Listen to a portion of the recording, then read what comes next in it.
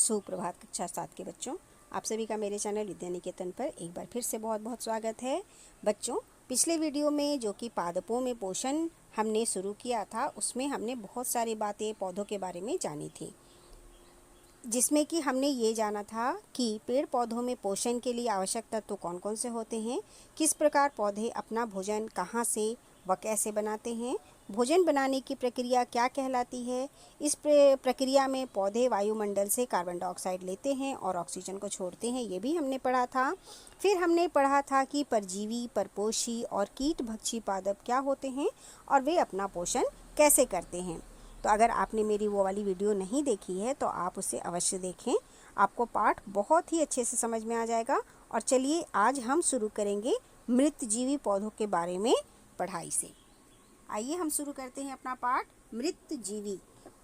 आपने बाजार में छत्रक बिकते हुए देखे होंगे, जैसा कि चित्र 1.7 में है, जो कि हम नीचे देखेंगे। वर्षा के दिनों में वृक्षों की सड़ी गली टूटी टहनियों अथवा तनों या छाल पर छाते की समान संरचनाओं के गुच्छे भी आपने देखे होंगे।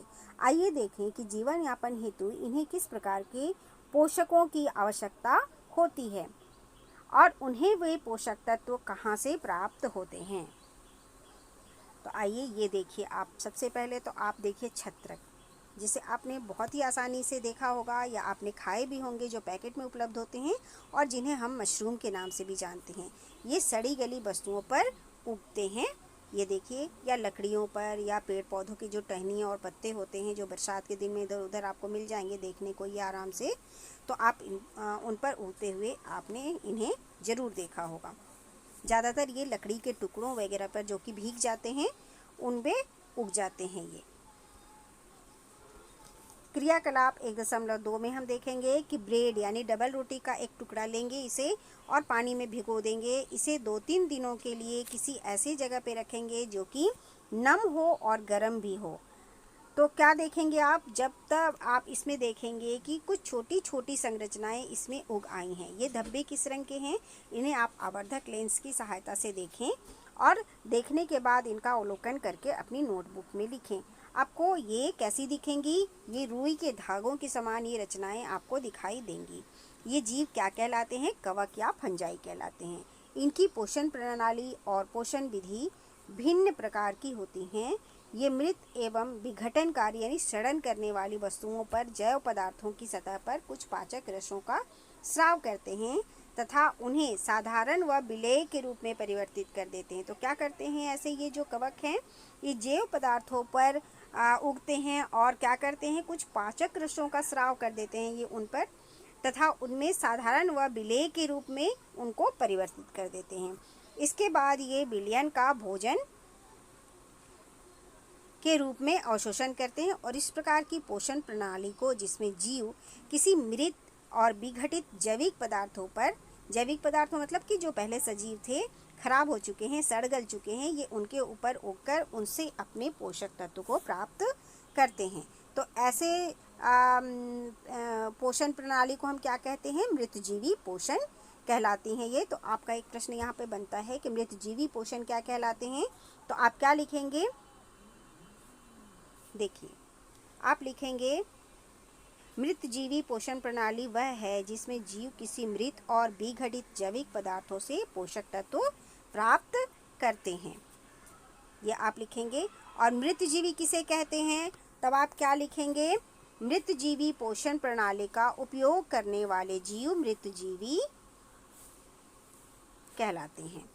या आप दूसरे शब्दों में ऐसे भी लिख सकते हैं कि जो जीव सड़े गले पदार्थों से अपना भोजन प्राप्त करते हैं उन्हें मृतजीवी कहा जाता है। कवक यानी कि फंजाई अचार, चमड़े, कपड़े एवं अन्य पदार्थों पर उगते हैं। ये उन स्थानों पर भी उगते हैं जो नम और उष्ण हो, यानी कि जो गीला हो और गर्म हो। कवकों की वृद्धि के लिए वर्षा ऋतु सबसे अच्छी परिस्थिति प्रदान करती है। इसी कारण वर्षा ऋतु के दौरान अनेक वस्तुओं कवकों की वृद्धि के कारण नष्ट और अनुपयोगी हो जाते हैं। सामान्यतः कवकों के बीजाणु जो होते हैं वो वायु में उपस्थित रहते हैं। जब वे किसी ऐसे जैव पदार्थ अथवा उत्पाद पे बैठते हैं जो कि नम हो और गर्म हो, उष्ण हो, तो वे क्या होते हैं, अंकुरित होने लगते हैं और नए कवकों को जन्म देते हैं। तो इस प्रकार से जो कवक हैं वो वर्षा ऋतु में सबसे ज़्यादा उगने लग जाते हैं। और बहुत सारी चीज़ें आपने देखोगे कि बरसात के दिन में कवकों की वजह से खराब भी हो जाता है। कुछ जीव एक दूसरे के साथ रहते हैं तथा अपना आवास एवं पोषक तत्व एक दूसरे के साथ बांटते हैं। इन्हें सहजीवी संबंध कहते हैं। जैसे कि कुछ कवक वृक्षों की जड़ों में रहते हैं, कुछ कवक को पोषण प्रदान करते हैं, बदले में उन्हें जल और पोषकों के अवशोषण में सहायता मिलती है। वृक्ष के लिए इस संबंध का विशेष महत्व है। जैसे लाइकेन है, तो लाइकेन कहे जाने वाले कुछ जीव में दो भागीदार होते हैं, जिनमें एक शैवाल रहता है और दूसरा कवक। शैवाल में क्लोरोफिल उपस्थित रहता है क्योंकि वो हरे रंग का होता है, जबकि कवक जो कि सफ़ेद रहता है, जिनमें हरा रंग नहीं होता है। इसका मतलब ये है कि उनमें क्लोरोफिल नहीं होता है।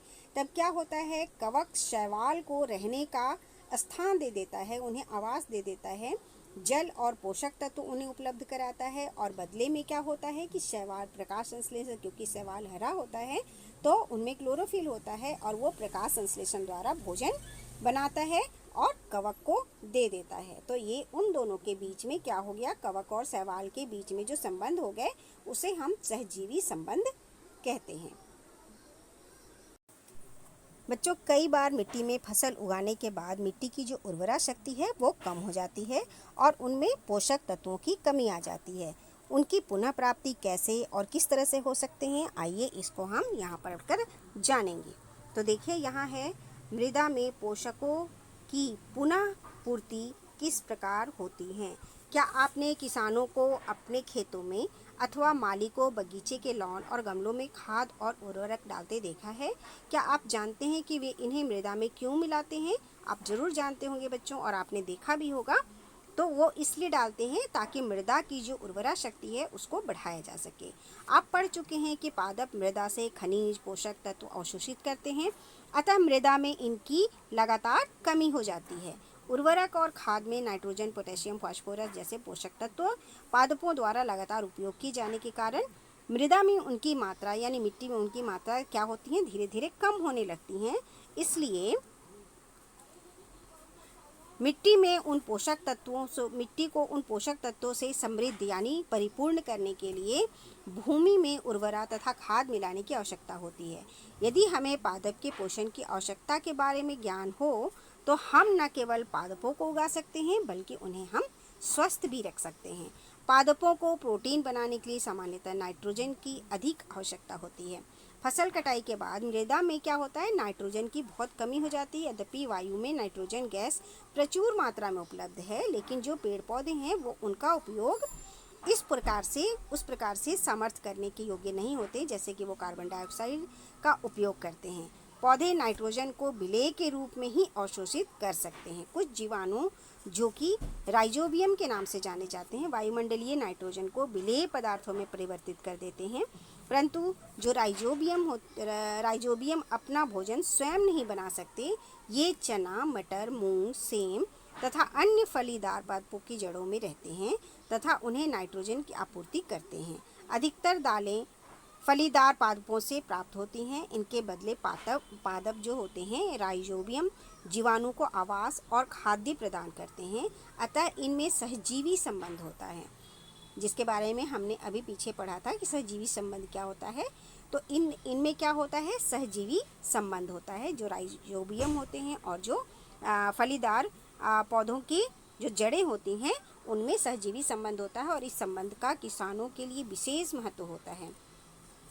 दालों की फसलों के लिए इन्हें मृदा में नाइट्रोजनी उर्वरक देने की आवश्यकता नहीं पड़ती है।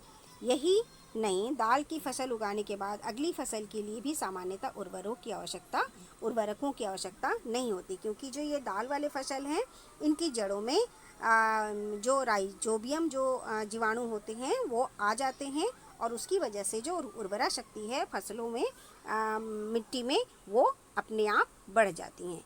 इस अध्याय में आपने पढ़ा कि अधिकतर पादप स्वपोषी होते हैं।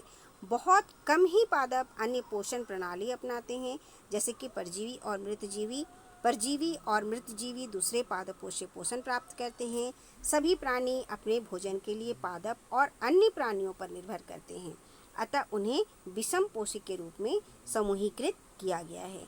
क्या आप कह सकते हैं कि कीटभक्षी पौधे आंशिक विषमपोषी हैं? इस पाठ में बहुत सारे नए शब्द आए हैं, जैसे स्वपोषी, क्लोरोफिल, विषमपोषी, परपोषी, कीटभक्षी पादप, पोषक, परजीवी, प्रकाश संश्लेषण, वृत्तजीवी, रंध्र, सहजीवी संबंध, कवक। तो इनके बारे में थोड़ी बहुत जानकारी मैंने आपको इस वीडियो में दिया है और आगे मैं इन सभी शब्दों के परिभाषा लिखकर आपको अगले वीडियो में आपको दूंगी। साथ ही मैं आपको इस सभी प्रश्नों के उत्तर और अभ्यास को भी करके दूंगी। चलिए हम देख लेते हैं जल्दी से कि हमने इस पूरे पाठ में क्या क्या जाना। सभी जीवों को खाद्य की आवश्यकता होती है, जिनका उपयोग वे अपने वृद्धि और शरीर के रखरखाव के लिए तथा आवश्यक ऊर्जा प्राप्त करने के लिए करते हैं। हरे पादप प्रकाश संश्लेषण प्रक्रम द्वारा अपना खाद्य स्वयं बनाते हैं। हरे पादप कार्बन डाइऑक्साइड, जल एवं खनिज जैसे सरल रासायनिक पदार्थों का उपयोग खाद्य संश्लेषण के लिए करते हैं। प्रकाश संश्लेषण के लिए क्लोरोफिल एवं सूर्य के प्रकाश अनिवार्य रूप से आवश्यक हैं। कार्बोहाइड्रेट जैसे जटिल रासायनिक पदार्थ प्रकाश संश्लेषण के उत्पाद हैं। प्रकाश संश्लेषण के प्रक्रम में क्लोरोफिल की सहायता से पत्तियों द्वारा सौर ऊर्जा का संचयन किया जाता है। प्रकाश संश्लेषण में ऑक्सीजन उत्पादित होती हैं तथा ऑक्सीजन का उपयोग सभी जीव द्वारा उनकी उत्तरजीविता के लिए उपयोग किया जाता है, यानी सांस लेने के लिए किया जाता है। कवक अपना पोषण मृत एवं अपघटित जैव पदार्थों से प्राप्त करते हैं, वे मृतजीवी कहलाते हैं। अमरबेल जैसे पादप परजीवी कहलाते हैं, क्योंकि वे दूसरे पे आश्रित होते हैं, दूसरे पेड़ पौधों पर वो आरोहित होते हैं। वे परपोषी पादप से अपना भोजन प्राप्त करते हैं। कुछ पादप एवं अन्य सभी जीव अपने पोषण हेतु दूसरे जीवों पर भी निर्भर करते हैं, अतः विषमपोषी कहलाते हैं। तो यहाँ देखिए हमने इस पाठ को अच्छी तरह से पढ़ लिया है। अब इसके प्रश्नोत्तर की बारी है, जो कि मैं आपको अगले वीडियो में दूंगी। तब तक आप दोबारा से पाठ को पढ़िए, अपने घर में रहिए, स्वस्थ रहिए, सुरक्षित रहिए, खुश रहिए और अपनी पढ़ाई जारी रखिए। थैंक यू बच्चों, बाय बच्चों। अगली वीडियो में फिर मिलते हैं हम।